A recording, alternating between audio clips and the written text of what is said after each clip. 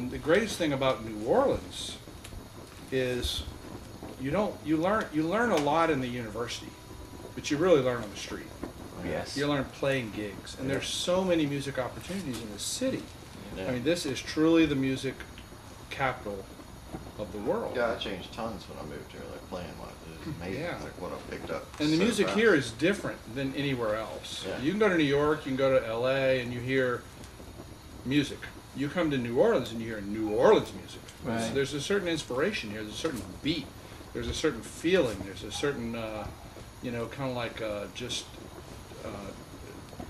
passion that happens that inspires the music of New Orleans. Whether it's I've met some incredible musicians sitting on the street, Right. Yeah.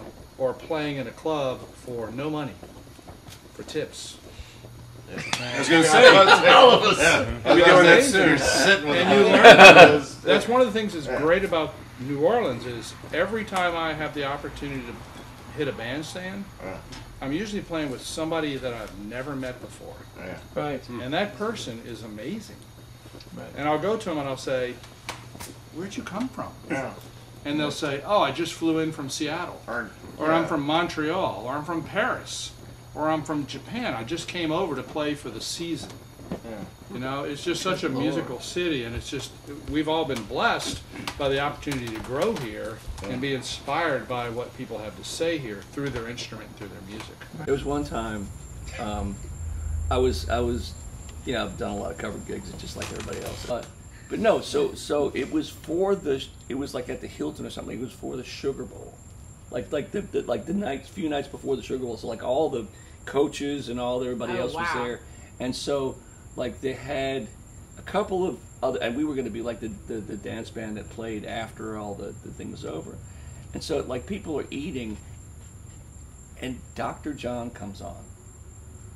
And like all of these people who were from Florida, who were from whatever, didn't know who the hell Dr. John was. Oh my God. So he's playing, he's going through his thing, and then everybody just like, you just like, so I just walk up to the front. There's a dance floor, there's that little dance floor that they have in all the hotels. So I just walked to the front of the dance floor because I was like, I could get to see Dr. John right here. Right here. So it's like, Up close. Right. but I mean, it was ridiculous. And he didn't care because it was like he's getting paid an enormous amount of money, and so he was just like, and I just remember, because like Dr. John, you never really understand what the hell he's saying, and so no, you can never understand what the hell he was saying. So it's like he's playing, he's standing up and he's playing an organ or whatever, he's playing piano, and he's like, so one of the teams I think was playing was Florida.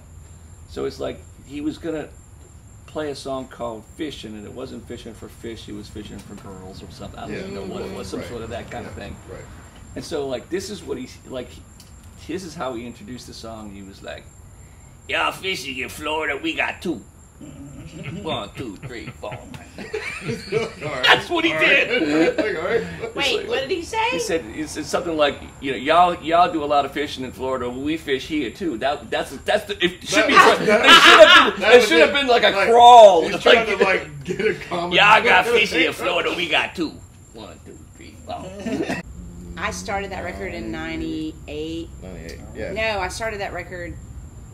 Yeah, I started that record in 98. And then I met Stover, and then he helped me finish it because I didn't know what I was doing. Yeah.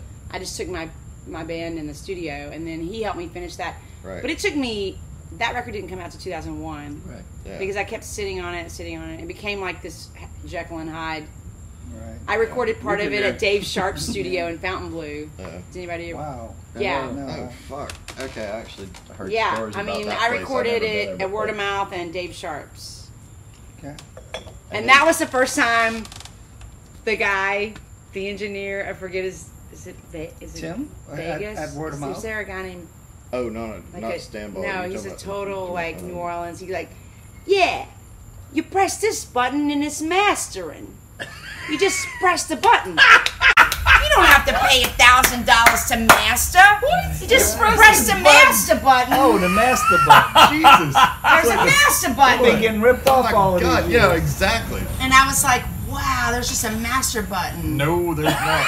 No. I think that was the power button, actually, is what he's trying to. with a girlfriend at the time, and we came through town because I knew some people here, and it was like July, and I went to the old Rockin' Bowl when it was over on Downtown. What, the one with the crazy stairs? with the worst load-in in history. Yeah, what's now called the Shamrock. Yeah.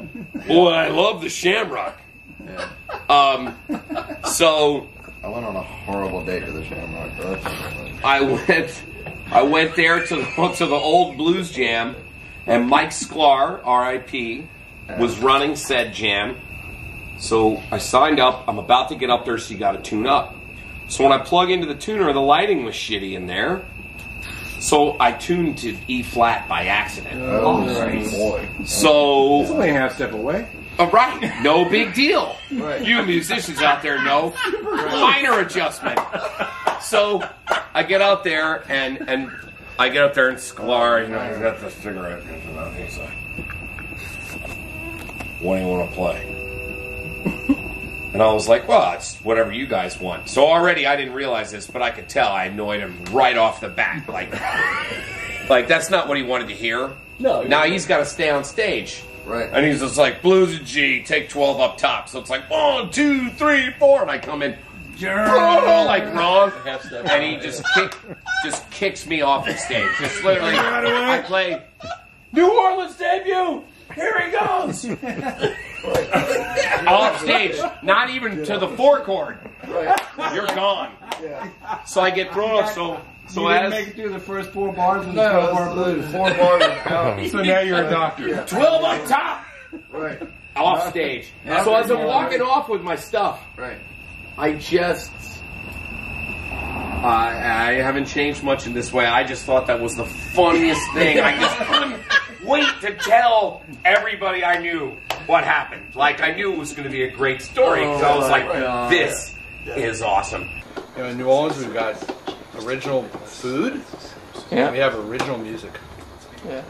And there's great musicians in Nashville and New York and LA. Yeah. And there's great musicians in Dallas.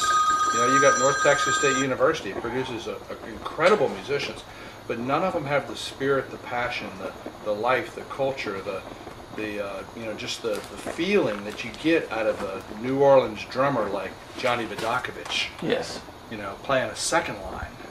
Yeah. There's It's there's something as nothing simple like as that, that. but that's You not get the very best right. drummer in the world from a technical standpoint. They can't- Doesn't they can't have do the that. feeling. Yeah, You know, can't he do didn't. that. He Yeah. didn't That live was- the life that brought him to be able to play Yeah. with that feeling, and that's what we get to experience in New Orleans on an everyday basis. I think We need to about- not take it for granted. I think about that a lot. Sometimes, like the drummer I would be if I moved to like a different place or if I did a different thing. Like Vidakovich used to live around the corner from me when I first moved here, and he would do lessons and like practice, and I would just like it was oh Christ, what was the bar? Can't think of the name of it. Anyway, I would just go sit there and like get a drink, sit outside, and he would have his windows open and he'd practice, and so like I would just listen and practicing. So good. And I was like, it was like free lessons from Johnny Vidakovich. It was really cool. It's like 2 blocks from my house.